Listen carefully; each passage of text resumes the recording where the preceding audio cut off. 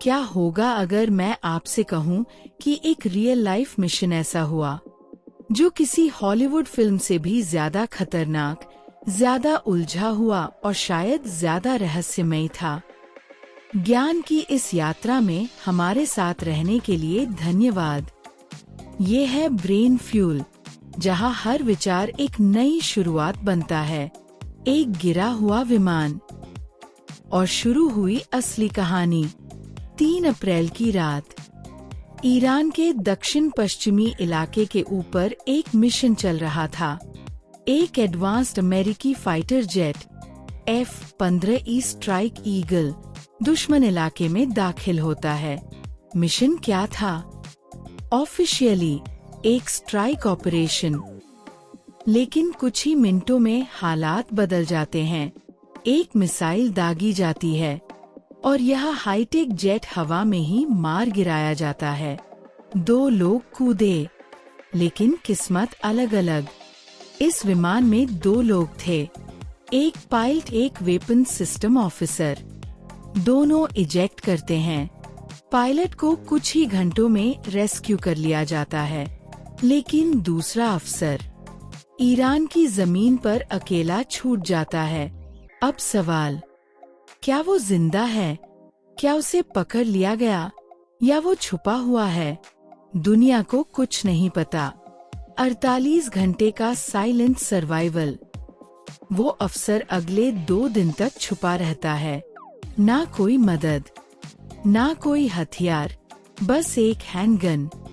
चारों तरफ दुश्मन। उसकी सबसे बड़ी उम्मीद थी एक छोटा सा device, CSEL combat survivor evader locator.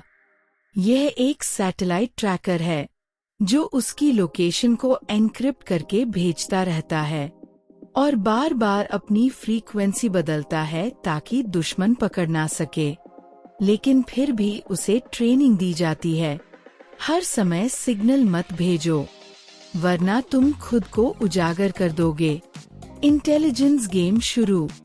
उस अफसर ने अपनी लोकेशन, अपनी हालत, आसपास की मूवमेंट, सब कुछ कोड में भेजा। CIA ने इसे डिकोड किया और जानकारी पहुंची पेंटागन तक। अब अमेरिका के सामने एक बड़ा सवाल था, क्या हम उसे बचाने के लिए सब कुछ दांव पर लगाएंगे? दुनिया का सबसे रिस्की रेस्क्यू। अमेरिका ने फैसला लिया, यस। एक विशाल ऑपरेशन शुरू हुआ। इसमें शामिल थे seal team, delta force, army rangers, drone, fighter jets और बॉम्बर्स, और 2 खास एयरक्राफ्ट, MC-130J कमांडो 2।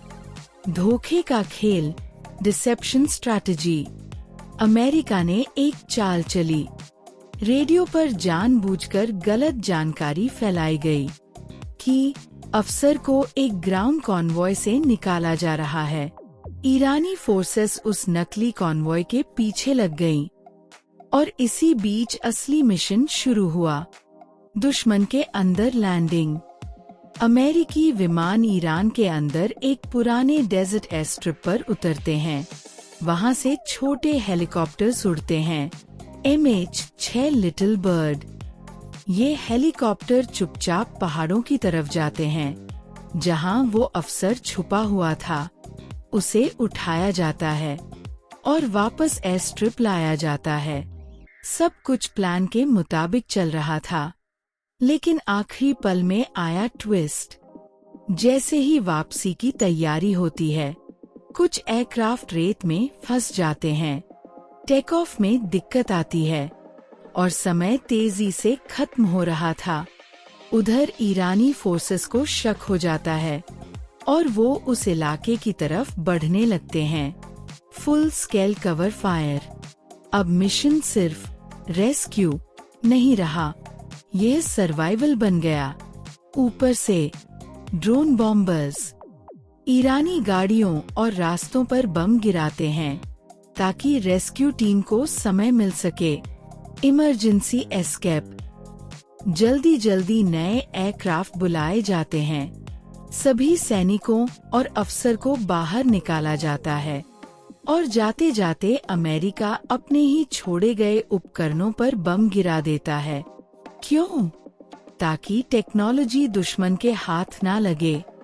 कीमत कितनी पड़ी? मिशन सफल रहा, लेकिन कीमत भारी थी। अनुमान: fighter jet, drone, helicopter, transport aircraft. कुल नुकसान $400 मिलियन प्लस। लेकिन क्या यही पूरी सच्चाई है? यहाँ से कहानी दो हिस्सों में बंट जाती है।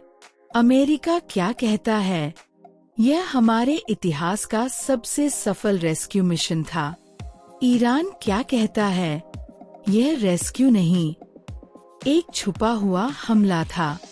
ईरान के मुताबिक कई एयरक्राफ्ट उन्होंने मार गिराए, एक बड़ा ग्राउंड ऑपरेशन था और इसका मकसद कुछ और था। बड़ा सवाल, असली टारगेट क्या था?